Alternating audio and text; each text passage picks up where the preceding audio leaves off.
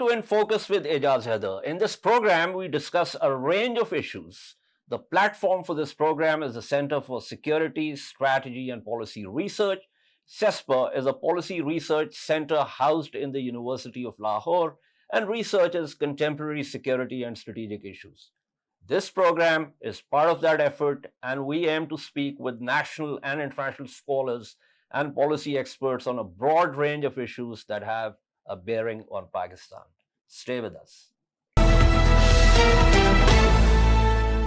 Today we begin with protests in Iran following the death of Mahsa Amini, a young Kurdish girl who died in police custody in Tehran. Amini was arrested by what is referred to as morality police, a branch of Iran's law enforcement forces. Its personnel form guidance patrols, what they call Gasht-e-Irshad, prowl the streets and arrest women for wearing inappropriate hijab. They also enforce their restrictions on freedom of expression. Amini's death has since sparked protests across Iran, with women in the foreground. The Kurdish slogan, "Women, Life, Freedom," has gone viral. In a way, it has become Iran's Bella Ciao. Interestingly, and not least ironically, on March 7th, 1979, 1 month after the revolution, the revolutionary regime declared the hijab mandatory. The next day, which interestingly and perhaps coincidentally is also the International Women's Day, thousands of Iranian women took to the streets without hijab to protest the decree. The issue is not new, but it also symbolizes other issues: freedom, democracy, will of the people, and resistance. Hijab in that way becomes more than just a fabric. From that perspective, during the monarchical days, women showed defiance by actually wearing the hijab. In other words, today's protests, like those in the past, go much deeper to broader grievances within the society and to the core of the system, from monarchical repression to theocratic repression. But let's dive right into our discussion. I'm joined by Farhang Jahanpour, a retired professor who has taught Middle Eastern history and politics at the universities of Cambridge, Isfahan, Harvard, and Oxford for over 30 years. With Professor Jahanpour is Neda Bolourchi. Dr. Bolourchi is Associate Director and Postdoctoral Associate Middle Eastern Studies Program at Rutgers. Let me begin with Dr. Jahanpour here. Dr. Jahanpour, it's kind of difficult to figure out. I mean, when we look at the social movements theories, it's kind of difficult to figure out what exactly happens at a particular moment. I mean, what exactly is the tipping point? Now, for instance, if we look at Iran, going back to the Green uprising, there was this girl, Neda Aka Sultan, who was shot dead by a besieged militiaman. And those protests were also very violent. But ultimately, nothing really came out of those. Now, on the other hand, we look at that famous incident in Tunisia on 17 December 2010, with Mohammed Bouazizi self-immolated himself, and it kind of started a movement that not just spread in Tunisia, but across the Arab world. So what do you make of this particular incident? Do you think it's really a tipping point? Social movements and even revolutions often need a spark to start them or to keep them going. I think Mahsa Amini's tragic death at the hand of the so-called guidance patrol has mobilized the whole nation. It is not now just a women's issue, but as you mentioned, there have been a large number of problems in society, which after 40 years of oppression, people have suddenly come to the point that they don't want to endure and tolerate anymore. So it was, if you like, the last straw which broke the camel's back.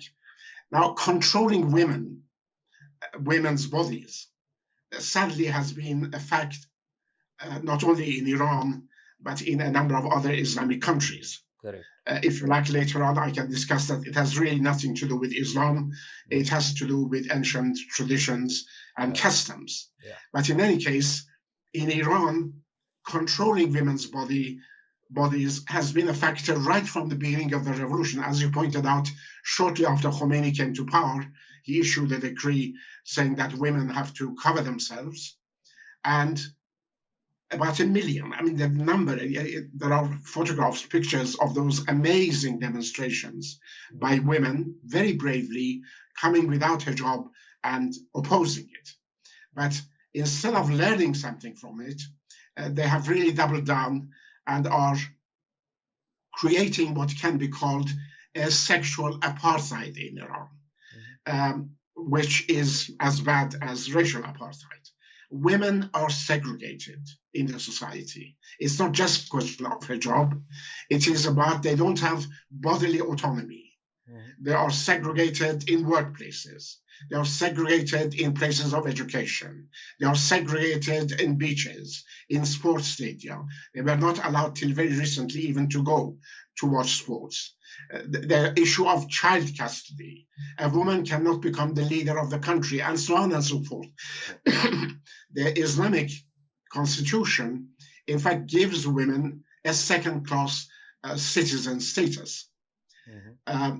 Exactly after the revolution, just a month after the revolution, I remember a big banner went in front of the gates of Tehran University saying the measure of a free society is the measure of women's freedom in that society. And this is absolutely right. And from this point of view, Iran has been doing very, very badly. Right. Let me take this to Neda here. Neda, I was reading that you have recently wrote, and much of what Professor Jahanpour is saying is also something that you're saying in terms of control of women's bodies, in terms of how that symbolizes other oppressive, instruments that the state has. But equally, you also say that this time it's what you call the Generation Z that has decided that enough is enough, and they don't just want for the regime to say, okay, from tomorrow onwards you don't need to wear the hijab. They want regime change. They are, according to, as per your argument in the article, they are sick of theocracy, and they're saying death to the dictator, which obviously is a clear reference to the supreme leader. So you really think that these protests are in a way unique compared to the previous protests because several sort of perceived or real red lines have been crossed? As you know, sometimes when you write articles, editors will change the title of those articles. I very carefully use words like regime change. But what we do understand very much from these protests and the death of this Kurdish Iranian woman is that the repressive tools of the state have been used too much. And to the point that people, and particularly Generation Z, are desperate, right? And so it is significantly, the protests that we're seeing today and for the past 2 weeks are significantly different from the Green Movement in 2009, where there was leaders. They were supposedly reform-minded, and they also did ask their followers for patience. And what we see, but the similarity we see, is the profound visuals of the death of Neda al-Sultani that really catapulted people to the streets. That it was the death at the hands of a government that supposedly says that they protect women, that their use of repressive tools are for the protection and betterment of society, and yet they're killing women, they're killing minorities, they are repressing significant swaths of the population, they're not engaged in good governance. And so that is a similarity we see here.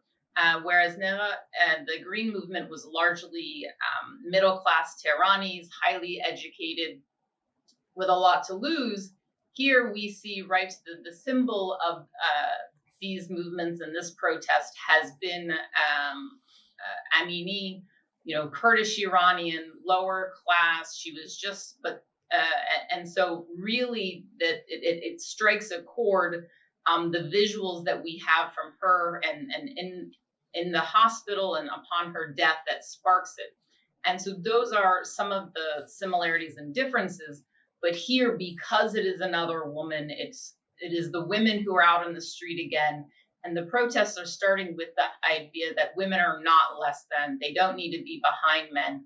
And you have male allies who are supporting the movement for women, for women's freedom, and importantly, the centrality, right, of not only the Kurdish minority, but other minorities, and how symbolic they have become for the overall repression of Iranian society over these past 40 years. So in that sense, Generation Z feels like between 17 and 30 years old, that they have significantly less to lose. They are not middle class. They don't have those avenues of potential wealth generation. They are not really connected, and they don't have leaders. And so in that sense, they are much more radical. They are angrier. And so you do, to be clear, you do have a significant chunks who are about this being a peaceful protest, that they want the government to realize that they have gone too far, too often. And then you do have a significant portion also who are saying enough is enough. They have taken down signs in Tehran about from Engelab Street. They don't want to see Engelab Street anymore. They don't want to see signs of the revolution. They don't want to see Leader Street. And so there is equally, I'd probably say, at least in Tehran, peaceful protests as well as these radical protests. And then what you have profoundly are sort of these radical, angry elements in conservative places like Isfahan. The Isfahan Bazaar shut down on Saturday, which did not happen in Tehran. You have similarly statements coming out of seminaries. And so in this sense, it is a much more profound movement. It is a much more sort of, again, radical protest than what we saw in 2009. Right. So I have some more questions, but just for our viewers, I'm just going to quote from what Neda Bolourchi wrote in her article. This refers to the 2009 protests. And she argues the movement was about reform. One revolution was enough. Parents lectured their children on their errors, how much Iran lost, almost everything because of 1979. They pointed to the country's neighbors in Iraq and Afghanistan who were dying, saying Iranians shouldn't join them. So this is basically a reference to at least having some kind of stability. They then pointed out that the whole Middle East was on fire and burning, Arab Spring 2011 to 14. So this is that sort of, argument against upheavals and the whole idea of gradualness. But clearly, what is happening today is very different from what happened then. Professor Jahanpour, do you agree with Neda Bolourchi that this is unique? Now, the point really is that can peaceful movement actually result in some kind of concessions? Whether those concessions will actually be enough for what Neda has referred to as Generation Z? Or do you think that the regime at this point will be able to suppress this with greater brutality, but that this will continue to simmer and it will once again emerge at some point with reference to some other event? This is unique. We are into the third week of protests in Iran, and not only it has not subsided, it is growing more widespread.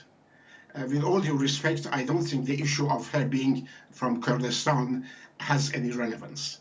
The demonstrations in Iran have been held from Khorasan to Khuzestan, from Kurdistan to Baluchistan, in more than 80 major cities of Iran. 800 Iranian doctors signed a petition saying that people are the real owners of the country. Hundreds of seminary students, both from Qom, from Mashhad, from Tehran, from Isfahan, said that it is the right of the people to resist, and attacking the people is haram, and so on. So therefore, I think it really is a national uprising. And the reason why it is so different is, let me say, in 3-4 ways it is different.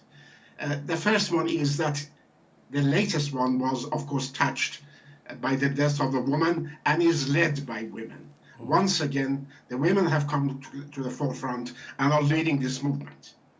The second one is that there is huge public support, as we have seen. Men and women all over the country have risen, demanding not only minor changes or question of just women's rights, but fundamental change in the system. The third one is the amount of courage which has been shown. I mean, there are photographs of women, of a woman just standing singly in front of a whole rank of armed policemen. As we know, they have killed dozens, and they still come and stand right in front of them, take off their chador, their headscarf, and confront them. But I think what is more important about this one is that, contrary to the 2019 demonstrations, which were mainly economic, over the rise of the price of petrol and so on, or even 2009, which was about a rigged election, this is a nationwide demand for change. As you pointed out, they said death to the dictator and things of that nature. And therefore, I think that the government will be stupid if it thinks that it can destroy or weaken or stop this movement by greater coercion. More coercion will lead to greater solidarity, and I think it may not be the final uprising of the people, but it certainly has shown the bankruptcy of the system, people's rejection of it, and I think it's a nail, probably the final nail in its coffin. Right. Follow-up question. Now, previously, the Iranian system, at least sort of, not so much in substance, but in form, was sort of, with the presidential candidates, the hardliners, the reformists. But in the previous election, it was very clear that the choice of candidates and the way some of the candidates were knocked out, that the system wanted a clear playing field for Ebrahim Raisi, who's obviously a hardliner. Do you think that also has had some kind of impact on how things have unfolded thereon? Yes, well, I think absolutely, because in Iran, although the elections were not completely democratic, because the Guardian Council has to vet the people who want to take part, but I think, again, contrary to what they say in the West, they were meaningful. There were elections, the change of a government, say from Ahmadinejad to Rouhani, made a huge difference, and change from Rouhani to Raisi has made huge difference. But you are absolutely right. The last election was rigged, in the sense that practically all the reformists were banned, were prevented, and it was, the whole field was left open to the hardliners, Raisi and the Revolutionary Guards, to run. So therefore, people saw that elections almost have become meaningless. After Khatami came to power, there was a great deal of hope that the regime could reform itself from within and change could come gradually. Then we had 8 years of Ahmadinejad with the rigged 2009 election. And after that, we had Rouhani, which again extended the hand of friendship to the West and made huge progress by signing the JCPOA. But then Raisi practically is nullifying, undoing everything that he did. And also, I think the people are beginning to lose their faith that the system can reform itself, and really, if you like, have moved beyond the system. They are making demands, if not for the complete change of the system, but for a complete change of its philosophy and the way that it is run, including the principle of velayat faqih, or the clerical guardianship.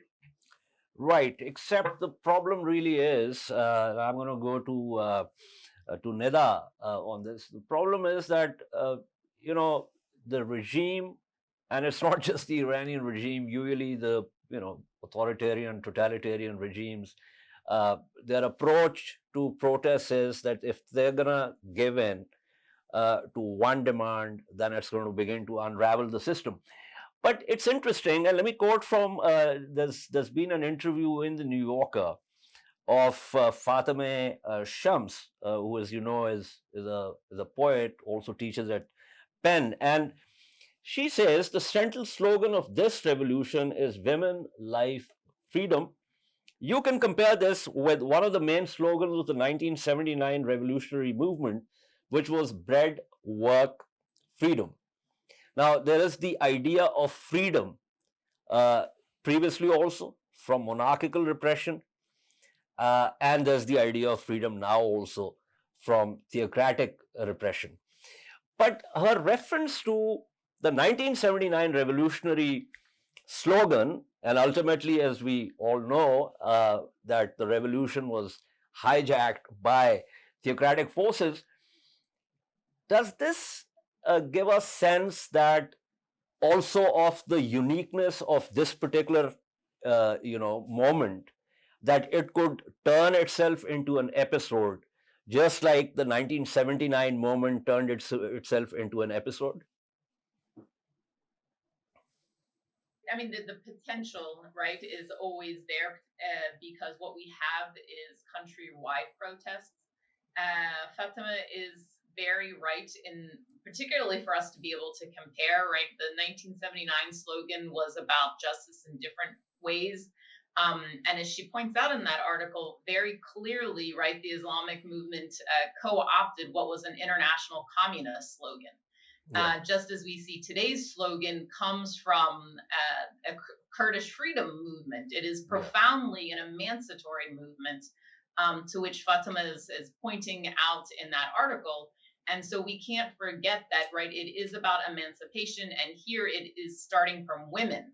And as that article also points out, Öcalan says that you can't have an emancipatory, in 1998, there's the famous speech, that you cannot have an emancipatory freedom movement without the inclusion and focus on women, right? This is half, if not 60% of a population. Absolutely. Is women. And so in relation to 79 versus today, is there the potential for it being a profoundly larger, more significant movement that can last and grow? Absolutely. But as one who studies political movements and political violence, it would not be prudent to make sort of those assumptions or predictions, right, Ejaz? And so particularly when you have a government that does not hesitate to use the modes of violence at its dispense. We see that over the course, not only these past 2 weeks, these 43 years, but what's happening at Sharif University in the last 24 hours. Iran's equivalent of MIT has been horrendously, viciously attacked, and faculty are standing there trying to protect students. So the potential is always there, but when you have a peaceful movement, students have not picked up weapons. They don't have weapons. At best, they have stones. I have yet to even see a single Molotov cocktail. And so while the demands might be quite radical, the movement itself is largely peaceful, and against a government with such a history of repression, it does beg the question of how long they can last. Right. That's a very interesting point, because, I was going to refer to this latest book that came out. It's written by Mark Basinger, The Revolutionary City. And one of his theses is that these urban civil movements that are non-violent, but manage to get lots of people out on the streets over a stretch of time, have greater chances of success than violent movements. But on that issue, Neda, one of the narratives that is being pushed out by the regime in Tehran is that it's the Kurdish, activists, especially in Kurdistan, who are sending in what they would call miscreants or disruptive elements Is there any truth to that, or is this one of those ruses the regime is using to discredit the protests and also to use brutal state power against them? I think this is largely an attempt by the government to divide and conquer, as it was, right? That there's a long history of sort of pointing out minorities and what are otherwise subalterns and saying that they're miscreants, they're troublemakers, they're not right who we are. To be very clear, minorities are very much a part of who Iran is and has made. And the attempt to say that this is troublemakers or to point to outsiders, in essence, is an attempt by the government to sort of, again, not to delegitimize what's happening. And back to and to your point, to one of the questions you asked earlier about this particular administration, let's be clear, rather than focusing on economic policies or trying to do something to alleviate some of the pain and suffering that the Iranian population has endured over the last several years, particularly COVID, the Raisi administration decided over the course of the summer to institute an Islamization program.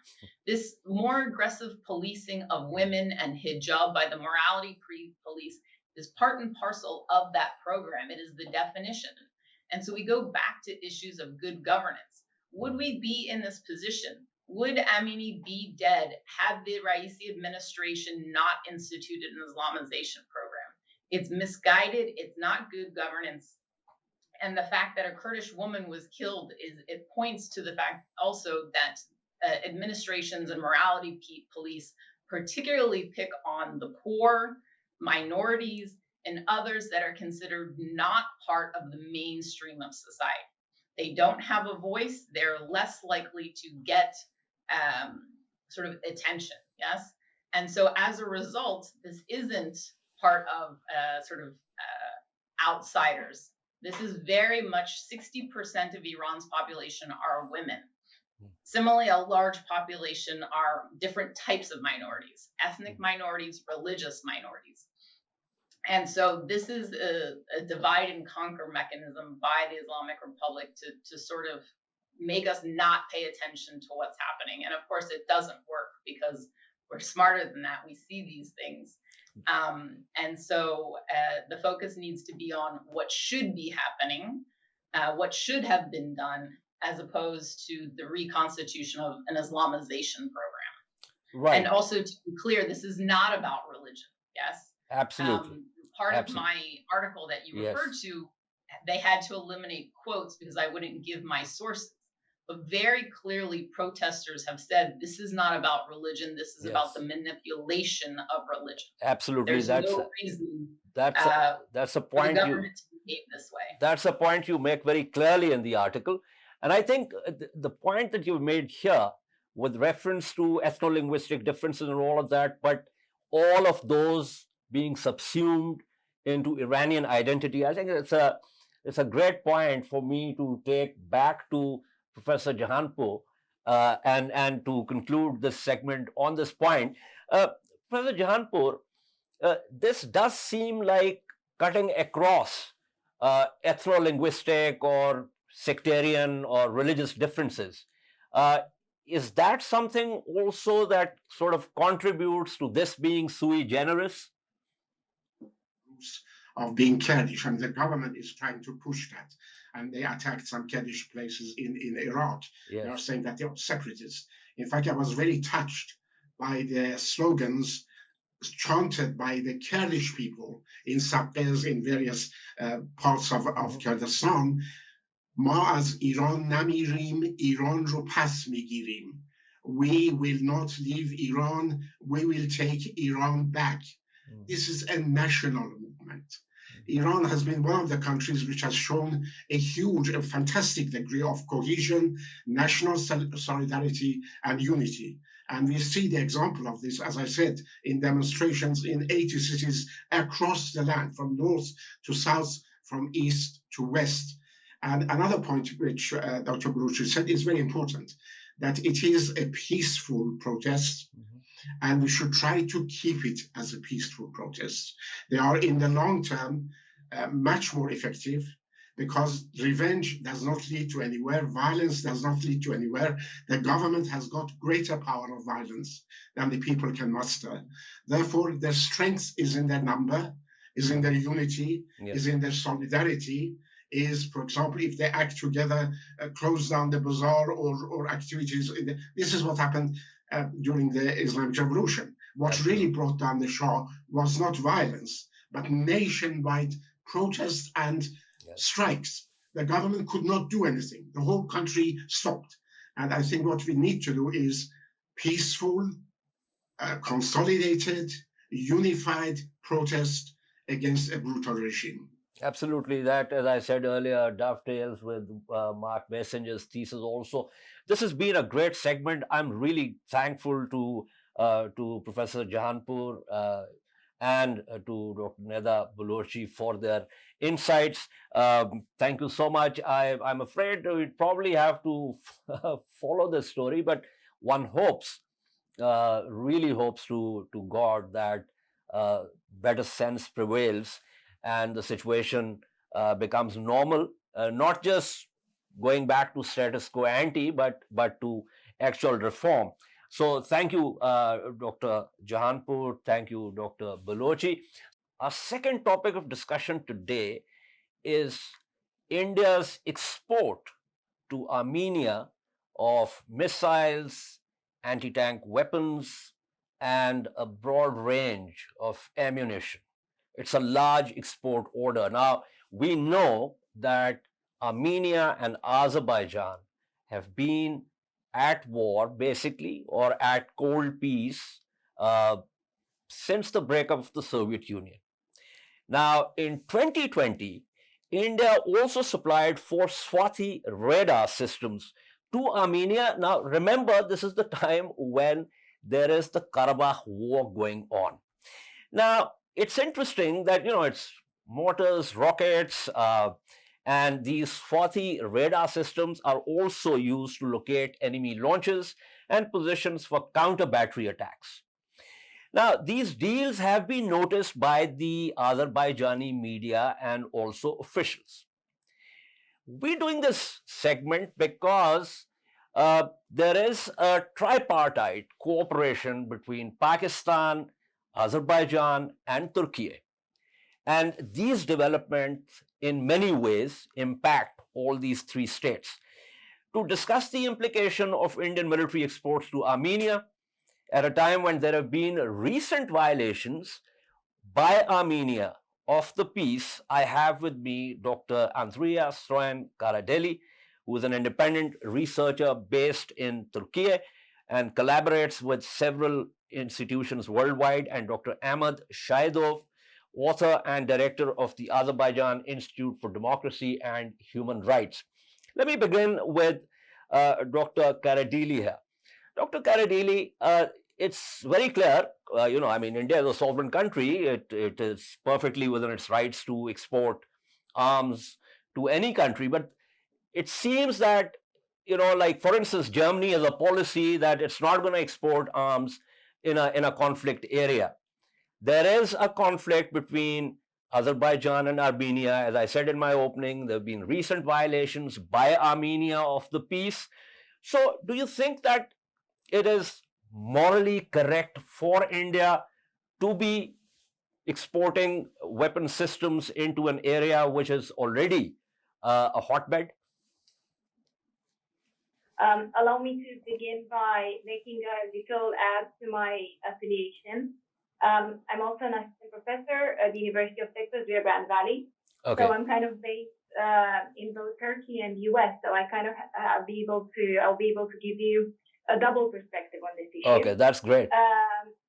Thank you very much for the question. I believe it is a very interesting question, especially because personally, I think that when it comes to the moral issues, no one should be sending weapons anywhere to any conflict. Actually, the reason why those kind of military conflicts go on and on forever and they're the never-ending cycle, it is because the military industry is so profitable. And it is because we leave the morality apart, and we have been sending, and here I'm talking not just about India, but about a lot of countries that are involved globally into the conflict. Yeah, well, Now, sorry, I mean, that would include the United States, the UK, France, exactly, Italy, I mean, exactly. a number of these developed countries. Exactly, and we are talking about, now that you mentioned the United States, we know that the plan for the Ukraine-Russia conflict war, U.S. just launched a new program, and it's announced the fact that they will continue to support Ukraine with money, with a certain amount of money, but it doesn't really say how much of that money is actual money and how much of that is actually weapons and military equipment, because that's a very different deal, but they come together in the same amount that they announced. So this is something that has been done, and it's being done for a very long time already. India is not the first time. It is the first time when they really have such an agreement, such a down to paper signed agreement. Government to government. But they have been They have been sending military equipment in 2020 during the Armenian-Azerbaijani conflict. However, I believe that we have to look at the current context more from a larger perspective, and we have to understand how several factors have played into this decision, including one very important element, and that is the president of Turkiye, President Recep Tayyip Erdogan, in his speech at the UN, where he mentioned again the issue of Kashmir, which created once again more frustration on India's side. So it is, in a way or another, India's reaction, India's actions towards Armenia come in a power goal, within the international relations between this triangle that we have here with Pakistan, Turkey, and Azerbaijan, and a way of hitting the three at the same time. Although, India has mentioned several times that they have no issue with Azerbaijan. And also, it's also the fact that there is a power vacuum from the Russian side, who has been supporting Armenia in the previous conflict, has been the dealer within the negotiations. But now, due to the Ukrainian-Russian conflict, they do not have the same power to interfere within the conflict, because they are so much within, their focus is so much within the Ukrainian issues. And we know we have the other extensions of these issues, which is the European winter and the gas issues and so on and so forth. So there's a bigger context that we have to understand this within, and I believe India has kind of seized the opportunity and did this deal, which would have a very great impact also in the economy, talking about the what this means in terms of the military industry, defense industry. So there's no morality in this. There's no morality in any of the countries or any of the actions that deals with sending weapons to another conflict zone, to a conflict zone. It's enhancing the conflict. It's making the conflict bigger. But at the end of the day, we live in an interest-based world, and each country, more than ever before, is following its own interests, and we've seen it in all the corners of the world. Yeah, well, my reference to morality was in half jest, but it had more to do with the fact that how do you, within realpolitik, how do you balance your relations with Baku and Armenia? Well, let me pull in Dr. Ahmed Shahidov on this. Dr. Shahidov, how does Azerbaijan look at these exports, and how did Azerbaijan look at the fact that during the Karabakh War, the Indians had sent in radars, 4 radars, which are basically to locate enemy positions and are useful in launching counter battery attacks? Yes, thank you for inviting to this program. Of course, India's cooperation with Armenia in the military field and sale of Indian weapons to Armenia is the step aimed at preventing the peace process in the region, because nowadays the peace talks between Armenia and Azerbaijan is underway, and yesterday Ministers of Foreign Affairs of Armenia and Azerbaijan met in Geneva, and there is no new war on the agenda. And I think I want to remind that this is not the first step of India, because a couple of weeks ago, the official representative of India in United Nations made a speech supporting Armenia and condemned Azerbaijan's policy and said that official Baku is aggressive. In spite of that, we are defending our territories, we are defending the security of our state border. You know, Azerbaijan created new realities in the region by liberating its lands from occupation in 2020 with the 44-day Karabakh War. And also the countries of the world, if they cannot contribute to the peace processes, they should at least try not to arrange new war.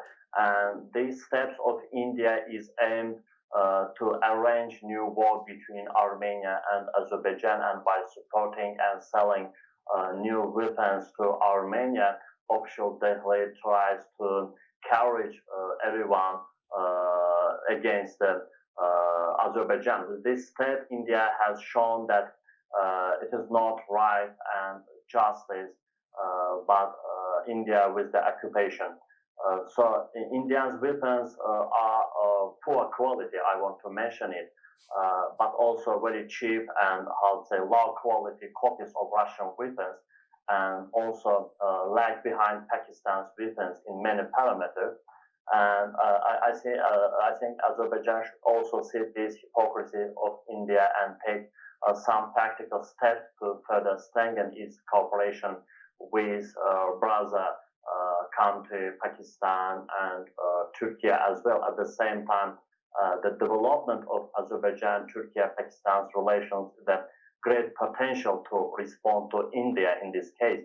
And these relations between these three brotherly countries are developing day by day, and continuous work is being done in this direction. Pakistan is our brother country, and Azerbaijan, Pakistan supports each other many years. And during our patriotic war in 2020, Pakistan supported us in all fields, in political, military, and we never forget this policy of Pakistan. We also support Pakistan in Kashmir and other issues in the region. So Pakistan is our brother country, and Pakistan is planning and doing its best to take part in restoration process in Karabakh. But unfortunately, the main reason for such behavior of India is the position of the Islamophobic government of India, and Azerbaijan society discovered the real true face of India, which supports Armenia. And in my opinion, in this case, our people, ordinary citizens, should boycott the Indian material, all cultural events of India in Azerbaijan, and respond to this process adequately. But anyway, I think that even India's weapons will not help Armenia to arrange and start new war against Azerbaijan, because Azerbaijan army is the leading army in South Caucasus, and we had a lot of military exercises with Turkiye and Pakistan, and it makes our army very strong, and it's also a message to India and all countries who are planning to support Armenia in this case. But anyway, I want to remind again that there is no need to arrange new war, because the peace talks between Armenia and Azerbaijan are underway. And after a meeting of Nikol Pashinyan and Ilham Aliyev in Brussels, two leaders agreed to prepare the peace draft between two countries. And that's why yesterday in Geneva, Switzerland, two ministers of foreign affairs met and continue this peace talk. In this case, it's unacceptable to see this India's behavior, because there are also a good relation between Azerbaijan and India. India's companies are acting in Azerbaijan freely, and we have never boycott any India's activity in Azerbaijan. Why India supported Armenia in this case? I think that India shows Pakistan's, Azerbaijan's relations is how to say next dangers for itself. That's why by supporting enemy of Azerbaijan, Armenia, India tries to send somehow a message to Pakistan as well. But anyway, Azerbaijan and Pakistan and Turkey are brother countries. We will be together forever. Great. Thank you so much. That was Dr. Shahidov speaking with us. Before I close this segment, going back to Dr. Karadeli. Dr. Karadeli, give me a sense of the relations between Turkiye and Azerbaijan, A, and secondly, this recent round, which was pretty violent, and where the Armenians also conceded that over 100 of their soldiers were killed and many were captured. Dr. Shahidov was saying that now, there's movement towards peace, but it seems that it's, fairly dicey and the situation remains volatile. First of all, the relations between Azerbaijan and Turkey, they both are brother countries. It's not just at the governmental levels where they're very close, but it's also at the population level, like the communities level. Turkish people are very close to the Azerbaijani people. They consider themselves brothers. So we have very well-developed relations in all sectors. Starting with the economy, up to what we could see within the conflict, the military sector, where Turkey has been an important defender of Azerbaijan and also an important supplier of military equipment. And we are all aware of the amazing evolution of the military weapon system and military equipment within Turkey. Turkey has been developing its defense industry for the past years at an extraordinary speed, with very performant weapons. And it has been partnered with Azerbaijan in this sector as well. So there's a great level of support. There's this feeling of brother countries. It's also the cultural impact as well, the historical impact, the language impact, because the Azeri language is very close to the Turkish language. They're almost similar. A Turkish speaker can easily understand an Azerbaijani speaker. So that's due to the past and to the historical relations. So the relation between the two is extremely strong and very hard to, impossible to break, I would say. Now, when it comes to the volatility in the region, we have seen, unfortunately, that these, I don't want to sound pessimistic about it. I just want to be realistic and put it purely as it is.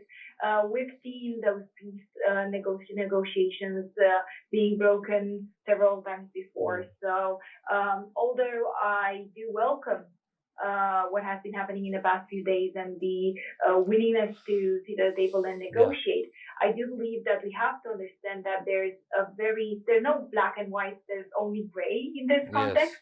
And there are a lot of factors that can be external factors, not even related to the actual internal context between Armenia and Azerbaijan, that can impact the conflict and restart and even put more pressure on the volatility that it is already present on the ground. So wherever we have this kind of volatility, we cannot really talk about consistent peace. It seems to me there are local factors also in terms of sudden conflagration and all that. And you mentioned the higher level of analysis also, where it's not just about Armenia and Azerbaijan, but there can also be other exogenous factors. Thank you, Dr. Karadeli, for your insights. This is all for today, but check the CESPA website. You will find it on your screen, and also subscribe to our channel. We'll, of course, give you a heads up for the next program. Until then, it's goodbye.